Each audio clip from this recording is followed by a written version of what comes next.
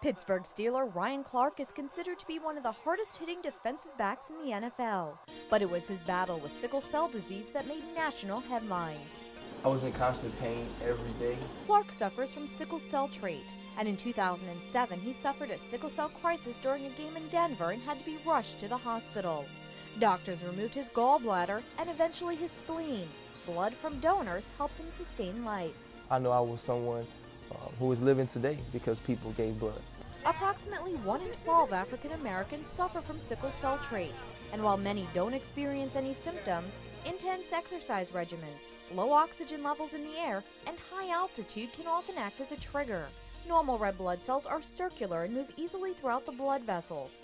But in patients with sickle cell disease, the red blood cells are sickled or crescent-shaped. They are stiff and sticky and can form clumps that get stuck in the blood vessels, blocking blood flow, causing pain and even organ damage.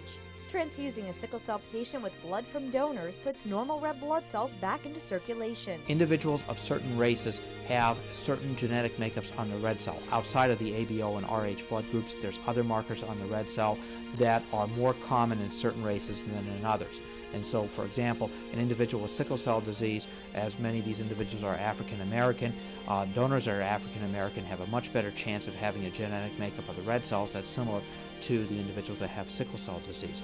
This is why it's crucial for African American patients to receive blood from African American donors. Yet only about 4% of the African American population donates. This is a figure Clark's teammate Max Starks wants to change.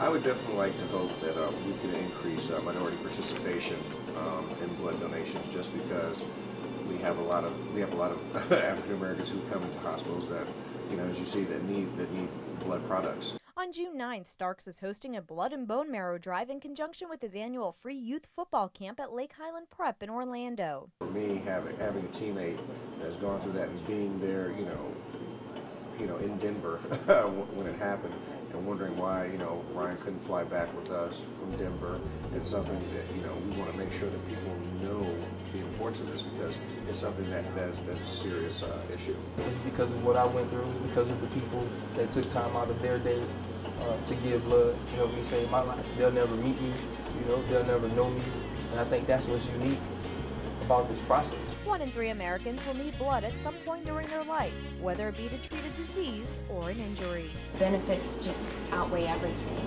You're helping so many people of all ages, all ethnicities, and it's just extremely important because you're truly saving lives by donating.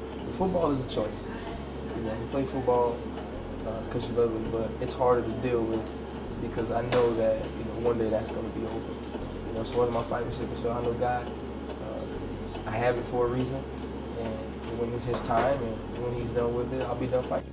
I would definitely say to Steeler fans everywhere, as much as you love what we do, we love what you guys do. We love the passion that you bring to us and to other individuals, such as your family. Just think of it as a thing as you're rooting on and helping your family and those in need and future family members, because you never know who is going to be touched or is going to be in need of important blood products. As you see, one whole blood donation can save up to 3 different people. It's something that's very important, and I definitely urge and encourage all of you to become regular donors. I'm Nancy Gay reporting.